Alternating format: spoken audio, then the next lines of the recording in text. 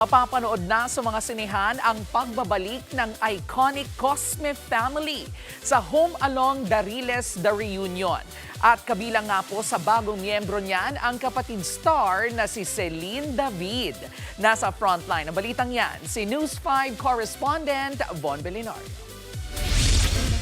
Happy and proud si Star Works artist Celine David na maging bahagi ng Home Along Dariles The Reunion.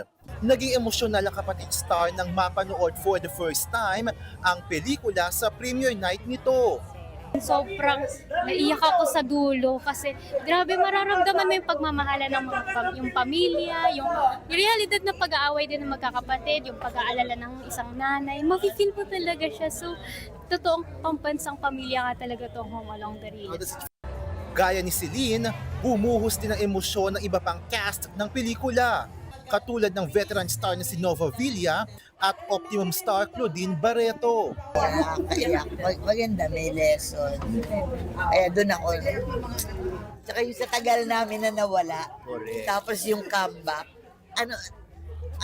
Iba yung nararamdaman namin. Ang pamilya hindi talaga nasa dulo lang. And siguro ito yung pamilya talaga. Hindi, ito ang pamilya na meron ako ngayon. So thankful ako. Mapapanood na ang Home Along Dariles The Reunion bukas sa mga sinihan nationwide. Nagbabalita mula sa frontline. Von Belinario, News 5. Mga kapatid, Jervy Wrightson po, eto na nga. Para sa latest showbiz news at iba pang kay-alaman, mag-follow at mag-subscribe na sa social media pages ng News 5.